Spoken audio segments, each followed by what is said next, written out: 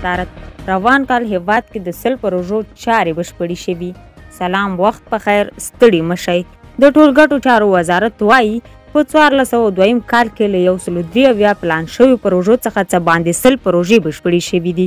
د یاد وزارت وایي محمد اشرف حق شناس وایي دغه پروژې د سړکونو، پلچکونو او پلونو د جوړولو په برخه کې وي. نوموړي د حلقوي سړکونو او لویو لارو چې افغانستان له ګاونډیو هیوادونو سره نښلوي جوړول یې مهم بولي. حق شناس وایي د سرپرست حکومت د مشر د لارښوونې په اساس د بدخشان واخان واټ د جوړېدو لومړنۍ چارې چې افغانستان له چین سره نښلوي پیل شوي دي. نوموړی زیاتوي چې سالنګ لویه لار د هیواد په اقتصادي وده کې مهم رول لري او دغه لار افغانستان له شمالي هیوادونو سره نښلوي چې ټاکل شوي د دویمې برخې چارې د هوا په تودېدو سره پیل شي. له ملتیا مو نړۍ مننه، ښه وختونه ولرئ.